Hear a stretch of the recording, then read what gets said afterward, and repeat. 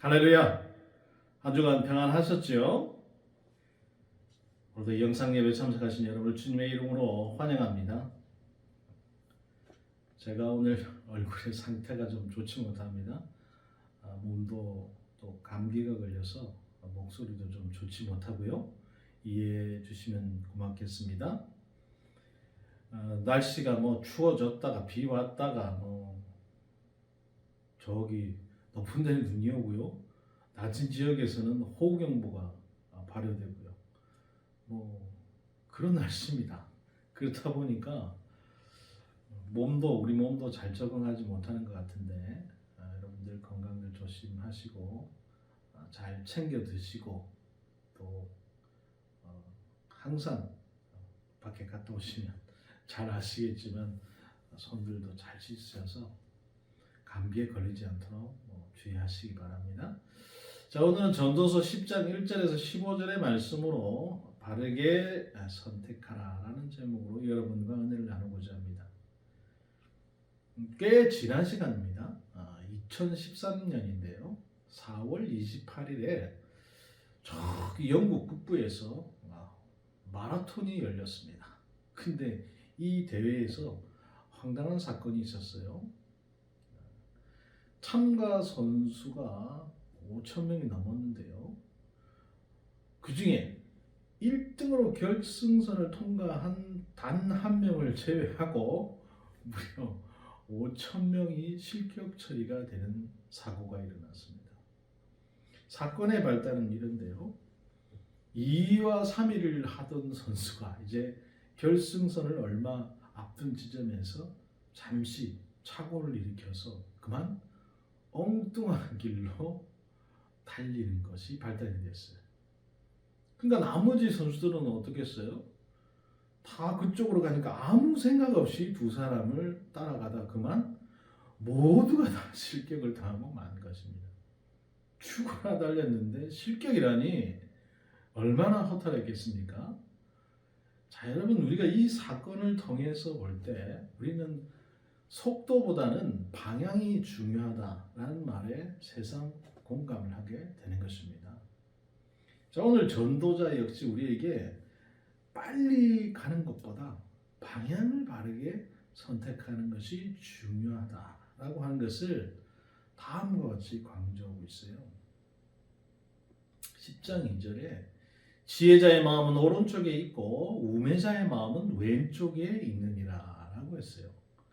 자, 여러분, 이 말은 지혜자는 우파고 우매자는 좌파다 이런 정치적 의미로 이해하시면 곤란합니다.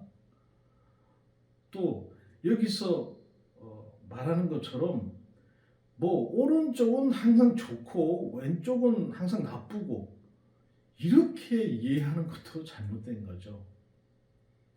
예를 든 겁니다. 오른쪽은 하나님께서 인정하는 바른 길이라는 뜻이고 또 생명의 길이라는 뜻이에요. 반면에 왼쪽은 하나님이 싫어하는 길이고 멸망의 길이라는 뜻입니다. 자, 우리가 삶의 매 순간마다 이 두 가지 중에 어떤 방향을 선택하느냐에 따라서 마침내 우리가 인생의 그 결승점을 통과할 것인지 아니면 낙오할 것인지가 결정이 되는 것이죠. 오늘 말씀에서 전도자는 우리에게 바른 선택을 도와줄 세 가지의 조언을 우리에게 들려주고 있는데요. 그 첫 번째로는 바로 죽은 파리 같은 우매 대신에 무기보다 나은 지혜를 선택하라라고 하는 것입니다. 요즘 사람들의 큰 가치가 있다고 평가하는 것들이 무엇이겠습니까?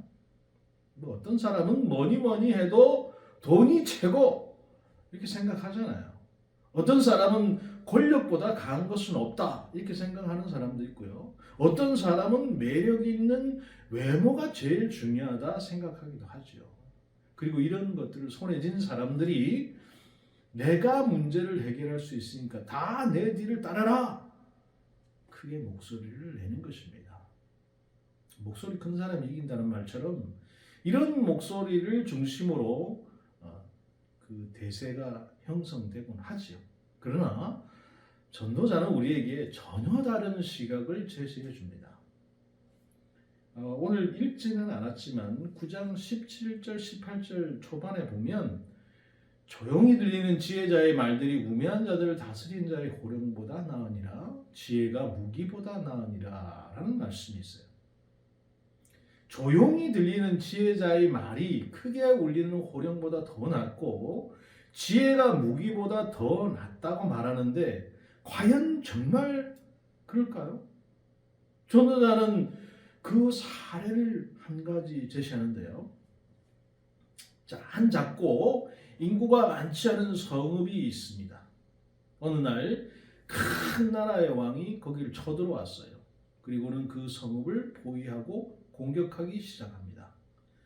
그런데 이 성읍은 너무 작아서 이에 맞설 병력도 무기도 절대적으로 부족합니다. 함락은 시간 문제죠. 여러분 요즘에 그 KBS에 고려 거란 전쟁이라는 드라마가 있는데요. 혹시 보시는지 모르겠지만 거기 보면 이 거란이 고려를 정벌하기 위해서 몇 명을 데리고 오느냐? 무려 40만의 대군을 끌고 옵니다. 반면에 고려는 20만. 그것도 훈련된 병사가 아니고요. 10만은 거의 뭐 떨거지 병사들이에요. 그러니까 40대 10인 거예요. 마찬가지예요. 오늘 이 본문의 상황과 똑같이 그런 상황. 함락은 시간 문제라는 거예요.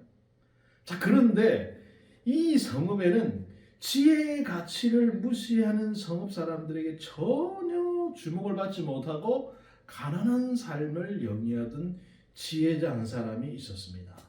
그는 이 절망적인 상황을 반절시킨 놀라운 지혜를 제시했어요. 그의 지혜 덕분에 그 성읍이 구원을 받게 되었다 이 말이에요. 어떤 지혜였을까? 앞서 말씀드린 것처럼 고려 거란 전쟁에서 누가 중추적 역할을 합니까? 바로 강감찬 장군이죠.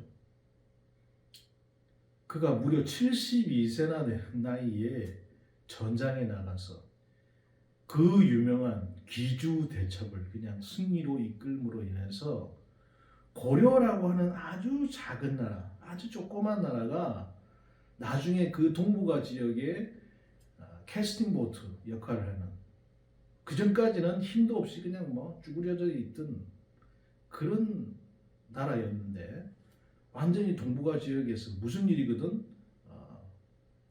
힘을 발휘하는 그런 나라로 성장하게 되는 거죠. 실제로 뭐 이런 고려 거란 전쟁도 있지만 다른 나라 AD 429년에 강력한 군사력의 그 훈족이 로마를 침공했을 때도 마찬가지예요.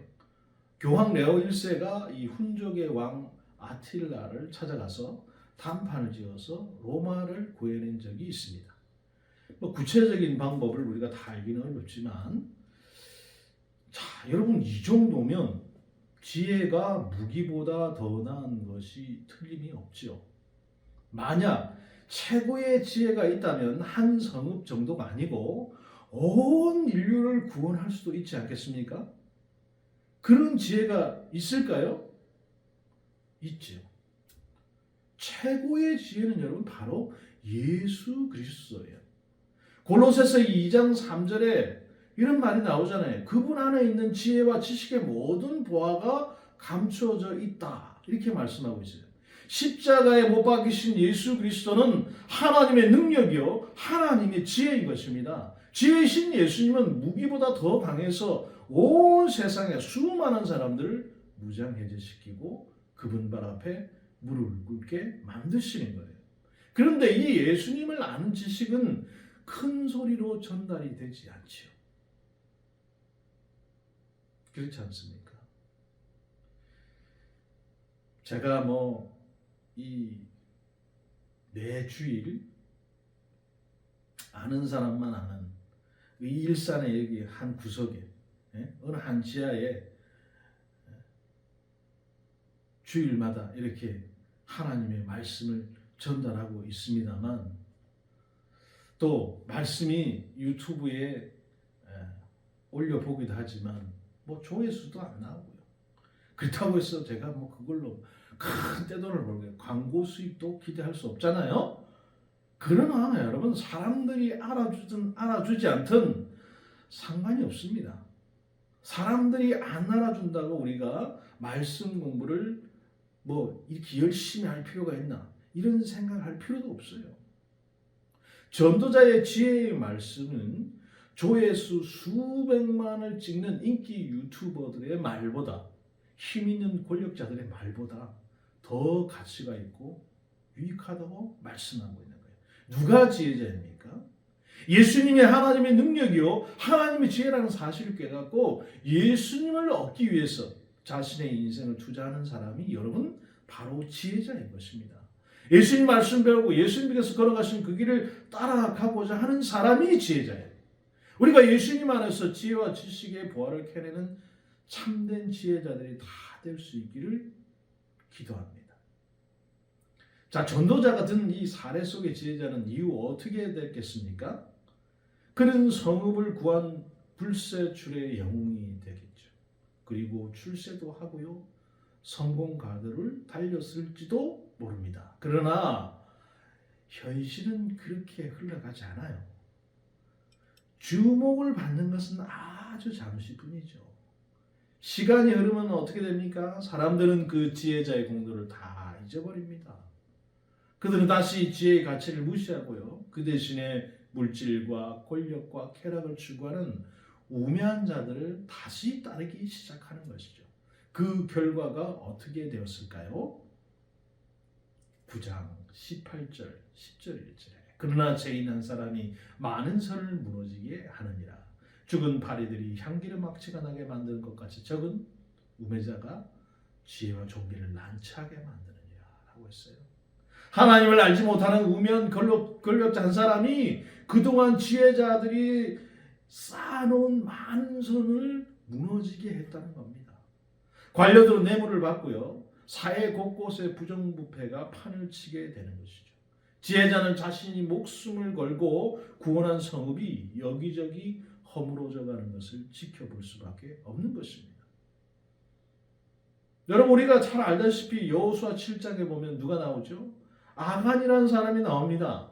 그 아간 한 사람의 범죄 때문에 이스라엘 백성들이 그 작은 아이성 싸움에서 완벽하게 패배하게 됐죠. 또 사도행전 9장을 보면 아나니아와 삽비라의 그 부부의 거짓말 때문에 교회의 공동체 전체가 더럽힘을 당하게 됩니다. 자, 이처럼 한두 사람의 죄악 때문에 공동체 전체가 큰 공경에 빠질 때가 있어요. 자, 이 모습은 마치 죽은 파리들이 향기름을 당한 통에 빠져서 악취를 나게 만드는 것 같다, 그 말이에요. 우리에게 죽은 파리가 여러분 무엇입니까?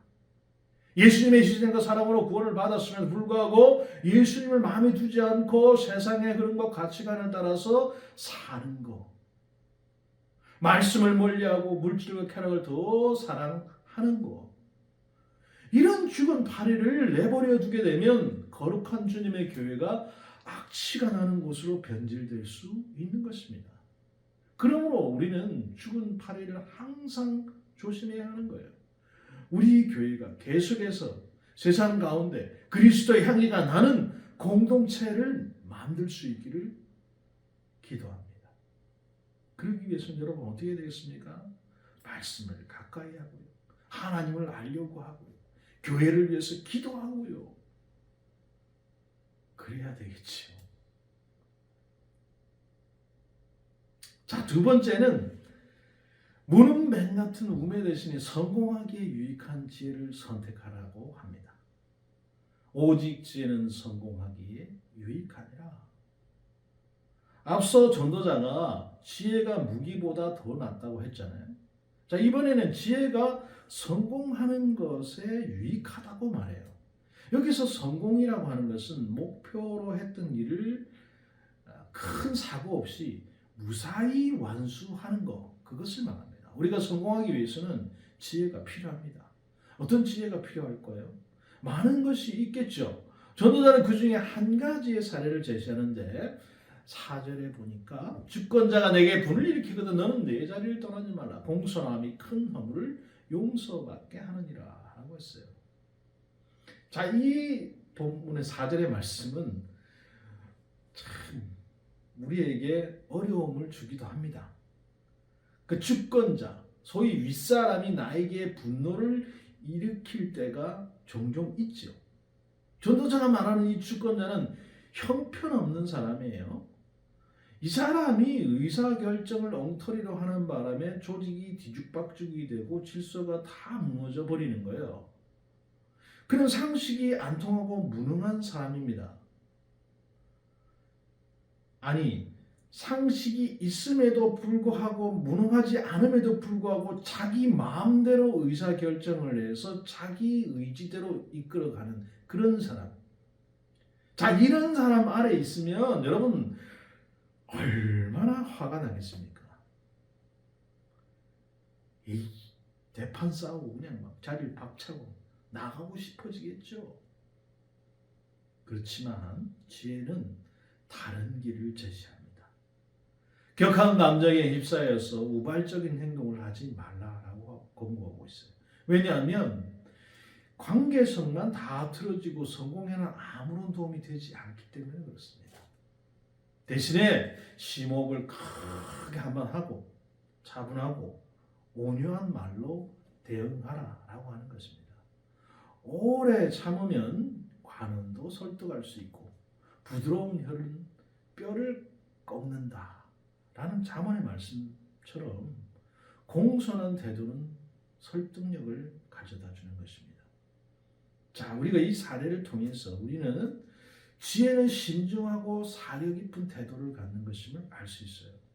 행동할 때 감정대로 기분 내키는 대로 하지 말고 이 시점에서 내가 어떻게 행동하는 것이 가장 적절한가를 생각을 하고 나서 이를 행동으로 옮기는 것이 바로 지혜인 것입니다.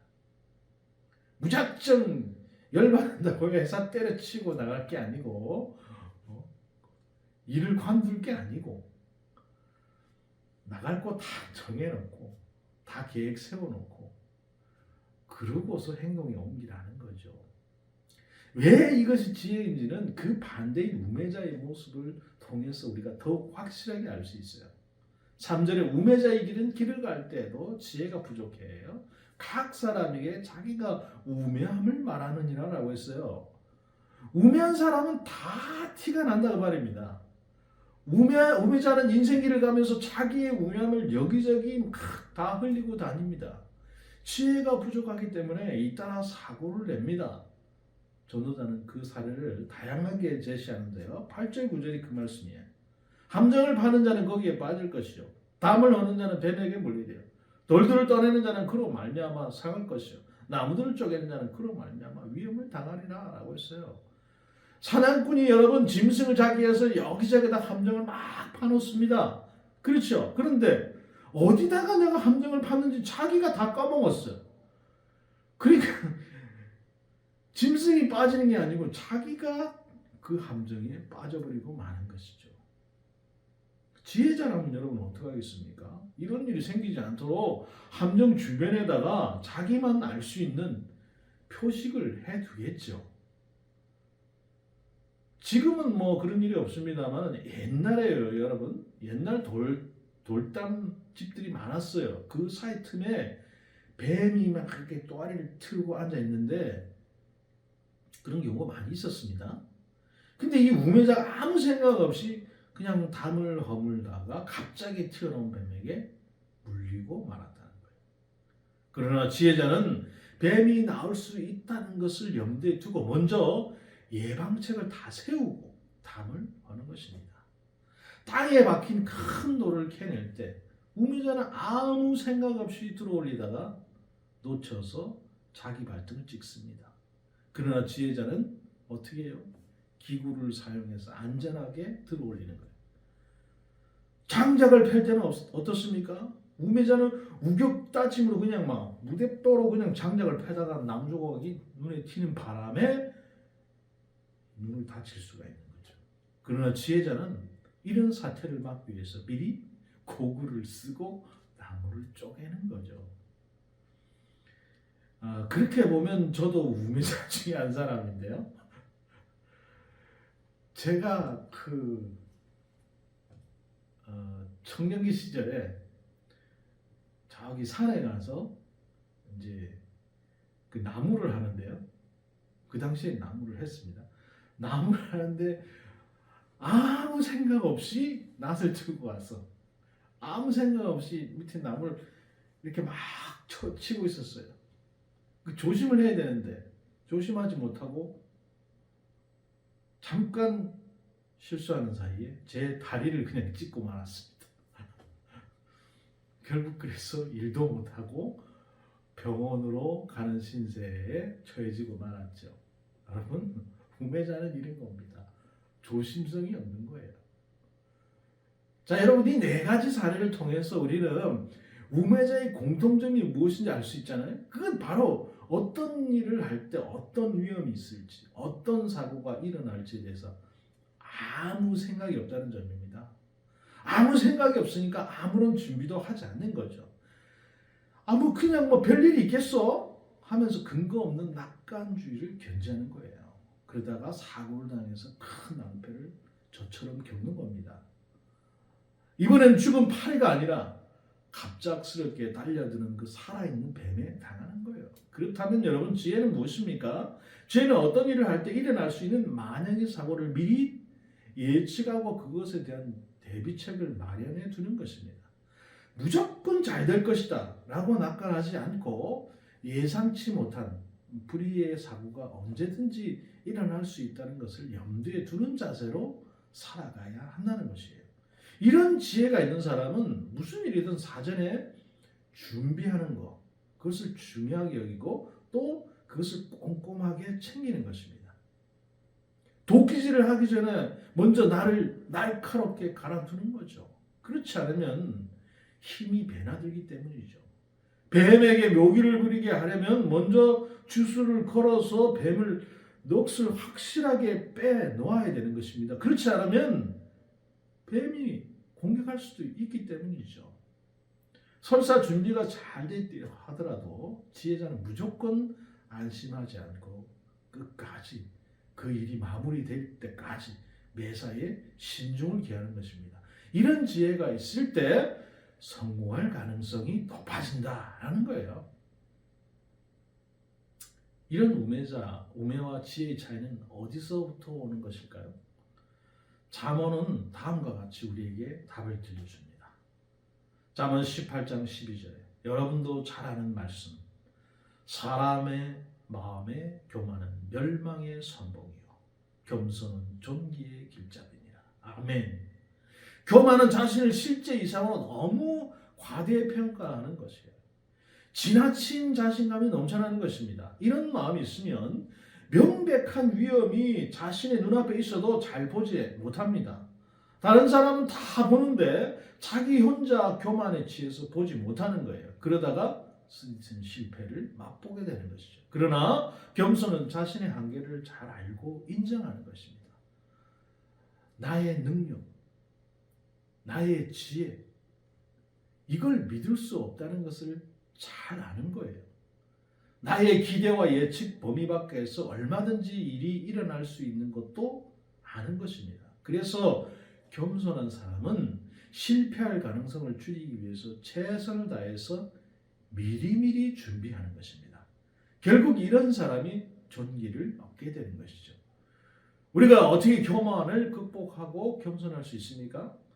항상 하나님 앞에 다시 서는 길밖에 없어요. 하나님 앞에서 내가 얼마나 뼛속까지 죄인인가, 얼마나 무익한 종인가, 얼마나 연약하고 무지한 존재인가를 깨닫고 자신을 그 있는 모습 그대로 바라볼 수 있어야 하는 것입니다. 결론적으로 이렇게 말할 수 있어요. 성공은 지혜에서 나오고, 지혜는 겸손에서 나오고, 겸손은 경건에서 나온다. 아멘. 우리가 하나님을 경외함으로 겸손해서 흘러나오는 그 참된 지혜를 배울 수 있기를 주님의 이름으로 축복합니다. 자, 마지막으로 시끄럽게 우는 새 같은 그 우매 대신에 은혜롭게 말하게 하는 지혜를 선택하라라고 하는 것입니다. 자, 전도자가 지혜자와 우매자의 행동에 주목을 앞서서 했다면 이번에는 지혜자와 우매자의 말에 주목을 해보는 거예요. 우리 삶의 행동만큼이나 말만큼 큰 부분을 차지하는 것도 없습니다. 왜 그렇죠? 주로 우리는 이 말 대화를 통해서 관계를 형성하기 때문에 그렇습니다. 그러면 지혜자의 말과 우매자의 말에 어떤 차이가 있느냐는 것이죠. 12절에 지혜자의 입의 말들은 은혜로우나 우매자의 입술들은 자기를 삼키나니라고 했어요.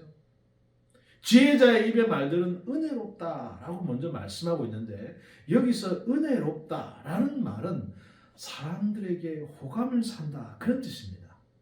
어떻게 말해야 호감을 얻을 수 있겠습니까? 이에 대해서 전도자가 구체적으로 말을 해주지는 않아요. 대신 우매한 자가 어떻게 말하는지를 더 길게 말씀하고 있는데 우리는 자기 자신을 삼키고 마는 우매자의 그 말을 통해서 대려 역으로 지혜자의 은혜로운 말이 무엇인지를 우리가 반면교사 삼아서 알아낼 수 있는 것이죠. 자, 그러면 우매자의 말의 특징은 무엇인가? 그 첫 번째는 우매자의 말은 설득력과 공감대가 없다는 것입니다. 13절에 그의 입의 말들의 시작은 우매요. 그의 입의 결말들은 심히 미친 것이니라 라고 했어요. 우매한 사람들의 말은 시작부터가 논리가 없고요. 근거가 빈약합니다. 그래서 사람들에게 설득력이 없어요. 도중에 그 비약을 너무 심하게 하는 바람에 결론이 아주 이상하게 끝나버리는 거예요. 그래서 사람들 사이에서 전혀 공감대를 얻지 못합니다. 반면에 지혜자는 근거가 명확하고 논리적이라는 거예요. 우리가 뭔가 이야기를 할 때나 아니면 글을 쓸 때도 마찬가지잖아요.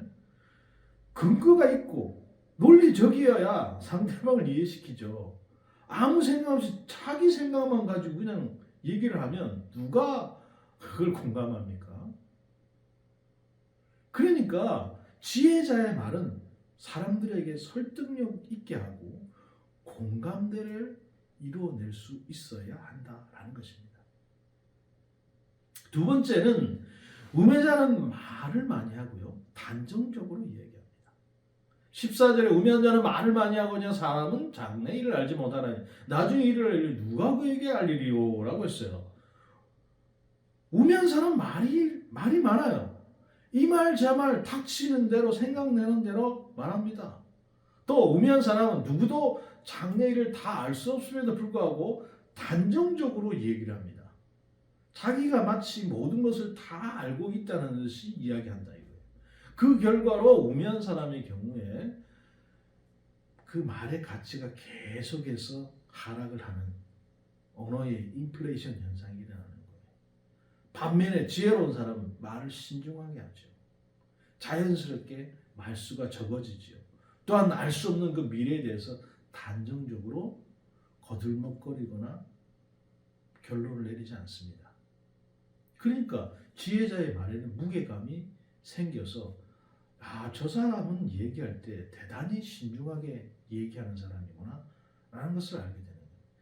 그냥 머리에서 나오는 생각 그대로를 입 밖으로 내면 여러분 곧바로 실수하게 되는 것입니다. 그러니까 우리는 한 호흡 길게 가지시고 뭔가 얘기를 할 때는 상대방이 이 얘기를 들었을 때 저 사람이 어떻게 생각할까를 한 호흡 정도는 생각해보고 얘기를 해야 되겠죠.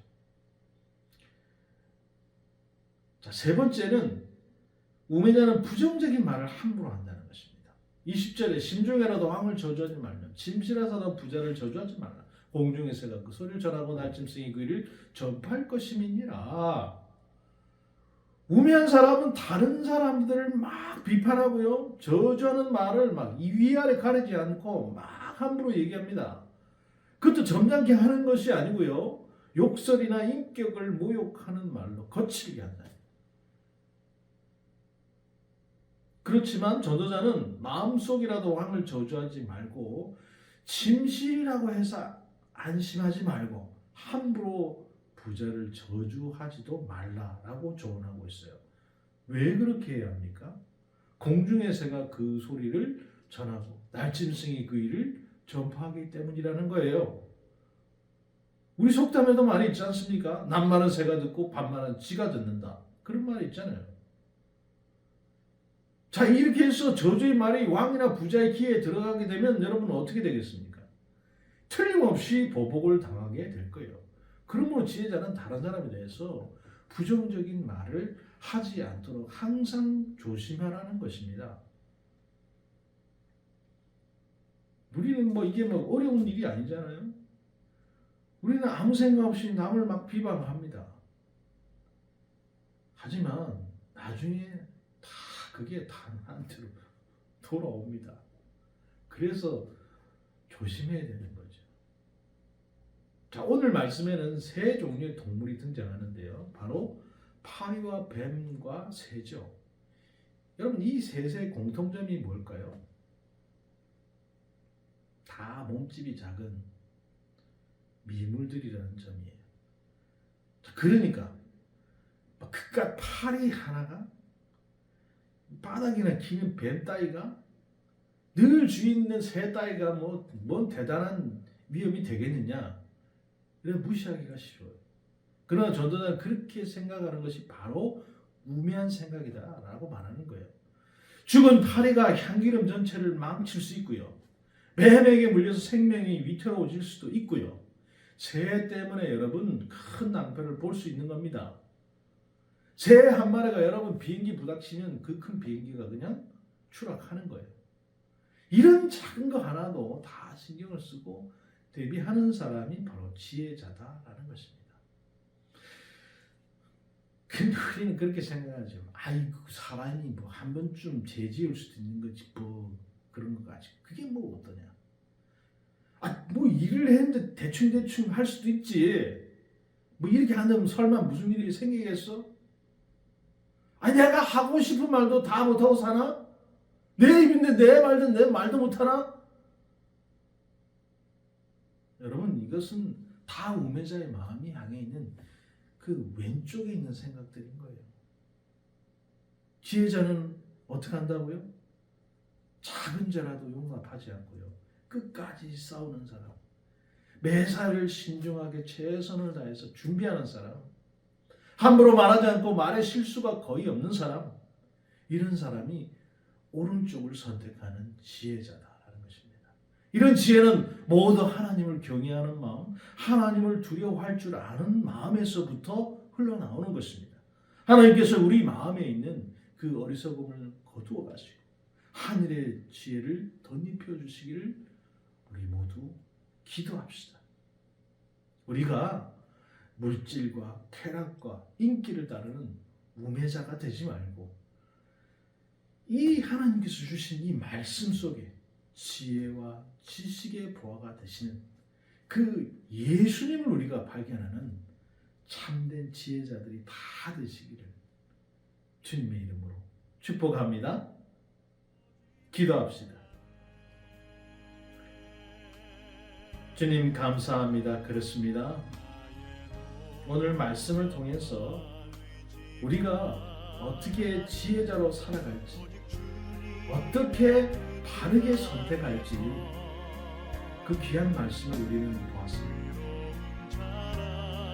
우리는 늘 우매자의 길에 서지 않으려고 노력한다고 우리 마음속에 한 번쯤은 죄를 지으시고 대충 일을 한번 할 수 있고 하고 싶은 말 다 하면서 살 수 있다. 내가 가진 내 입을 내 마음대로 못하나 라고 하면서 세상 사람들 똑같은 삶을 살고 주여, 오늘 회개합니다. 우리가 지금까지 그렇게 작은 것들, 아주 소소한 것들, 그것들을 다 놓치고 그 작은 죄들은 죄가 아니라고 생각했습니다. 이 삶을 살아갑니다. 이 시간 회개합니다. 주여, 회개의 영을 부으시고 우리의 마음을 다시금 돌이켜서 우매자의 길이 아니고 지혜자의 길, 작은 죄라도 용서하지 않고 끝까지 싸워 매사를 신중하고 최선을 다해서 준비함으로써 함부로 말을 하지 않고 말의 실수가 없도록 우리 삶을 다시 돌아보고, 그럴 때 하나님께서 너는 지혜자의 삶을 살고 너는 바른 길을 선택하면서 살아가고 있구나,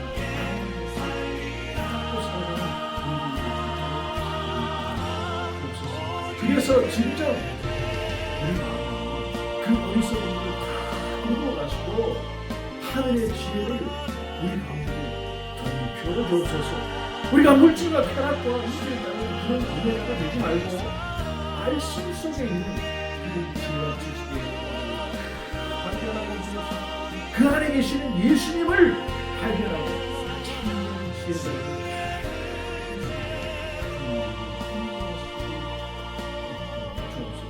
그래서 하나님 보시기에 너희는 참된 지혜자 같으니 난 말을 다 듣는 우리들이 다 될 수 있도록 주님을 인도하시고 역사하여 주옵소서. 감사를 드리며 우리 예수님 받고 기도드리옵나이다. 아멘. 그렇습니다, 여러분. 누차 우리는 말씀을 통해서 보게 되는 것이지만 우매자가 되지 말고 지혜자가 되라라고 하는 거, 그 지혜자가 되는 것은 우리가 다른 게 없습니다. 여러분, 세상 가운데 있는 상담 많이 받아보셨잖아요. 또 뭐 사람들의 어떤 성향이라든지 성격이라든지 이런 것들을 통해서 우리는 우리 스스로를 발견하고 또 헤쳐나가려고 노력들을 많이 합니다. 물론 그게 잘못됐다는 건 아니죠. 그렇게 할 때 우리가 변화되고 또 세상 사람들로부터 인정을 받으면 좋은 것이죠. 그거보다 더 중요한 것은 바로 이 말씀입니다. 말씀 속에 그 지혜가 있고요, 지식의 보화가 되는 것들이 있어요. 세상의 모든 그 지식들이 여러분 여기서부터 출발이 됐습니다.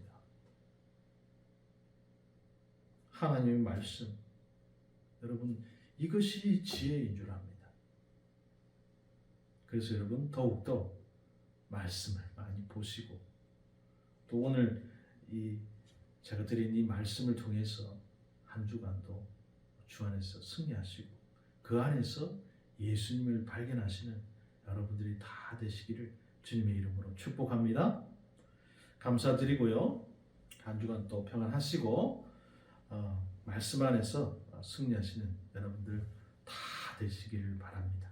우리 다음 주에도 또 영상 예배로 찾아뵙도록 하겠습니다. 한 주간 주 안에서 승리하시기 바랍니다.